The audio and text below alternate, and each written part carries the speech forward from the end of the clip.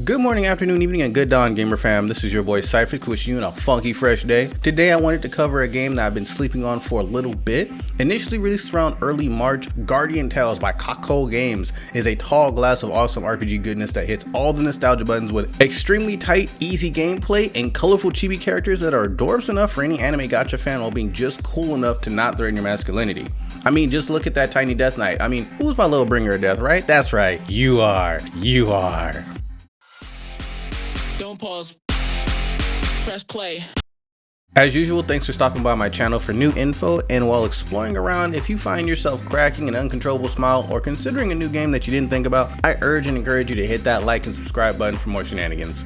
So diving in, Guardian Tales is a top-down 2D single-player RPG that was initially soft launched in Malaysia and the Philippines. When I first saw the game, I initially strayed away because of the IP lock. I'm not super fond of playing around with VPNs and etc., but I'm sure some of you out there are going through the same thing as me. However, a casual login some 6 weeks later, because I forgot to uninstall the game, revealed that at some point Cacao Games and Kong Studios decided they wanted the US dollar. So hey, no VPN needed. You can go ahead and play this game during your lonely quarantine days. And believe me, it's damn good. Colorful 2Ds nostalgia aside, Guardian Tales offers a streamlined story mode that is littered with a variety of perks that keep you playing.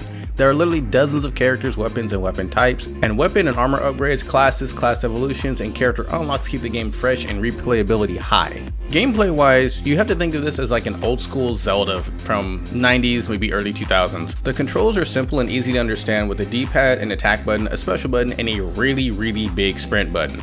Now story-wise, yes, you are totally a knight trying to save a wee little princess from a series of anime villain rejects and other character tropes. As the player, you'll be given choices along the road that align with good and evil, but I haven't really made a big dent in this part of the game. Your boy's surprisingly balanced. I like kills one person and then like go save a puppy. It tends to balance out. You have your pixel dungeons with all their hidden tunnel goodies and puzzles and mad loot and all that stuff. You'll often find yourself running through some maps for a while trying to find every little secret and hidden feature, be it a new weapon, costume, or even a new character quest. There's a lot to unlock in this game.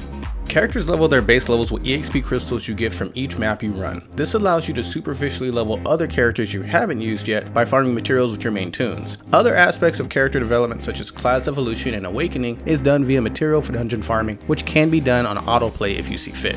Looking at the variety of weapons and armor and character types, there are a lot of things I didn't expect, and namely that's like the type of playstyles you can have. Saying this game allows a lot of freedom doesn't really do it justice. Each weapon works differently within its own class, so a firebow is not necessarily going to work the same way as another firebow right next to it. They tend to have different special attacks. Also, all ranged weapons work a little differently. Bows charge, guns spray and pray, and staffs allow you to move and shoot. Same thing for different blades too. There are even weapons for pets. One of the most fun moments and unexpected moments, mind you, was when I realized I could play as my brand new pet wolf, which I had been chasing all throughout the map in the story mode. Who, by the way, is like freakishly overpowered at the time. Like I found these fire claws for him and I put him on him and he was just like this kamikaze like puppy. It was really cool to watch and even more fun to play. Now, while I've not personally dove into the more social aspects of this game, because I'm a hopeless recluse, I have been made aware that this game has PvP and multiplayer raids for guilds. Being the solo titan that I am, I will say this in my defense. Guardian Tales does the single player part of this game so well, you may not even notice the other parts of the game. I have yet to join a guild, probably never will, and I'm not at a part of the game yet where I feel comfortable in arena PvP, but I will get there.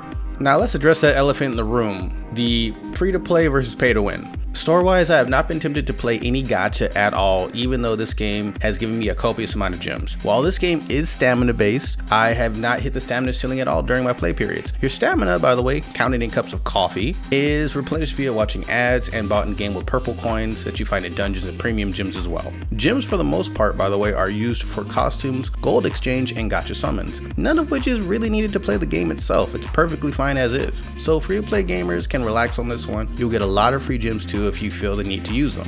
So wrapping this up, Guardian Tales is a criminally underrated mobile RPG that I think any anime-loving RPG head will love. There are dozens of characters to unlock and use. Dozens is like a super underrated number. Like there's tons of characters in this game. Little doses of humor and other video game references here and there also keep the mood light and fun. I even heard a couple of Skyrim nods here and there, like arrows to the knee anybody. The control scheme also allows you to dive in pretty fast without worrying about any overwhelming or, penalizing technical mechanics and things like that. It's really simple and straight to the point. This combined with the character and weapon variety allow for multiple ways of play to suit your needs. This keeps the replayability ridiculously high. It's actually kind of hard for me to get off this game once I get the ball rolling.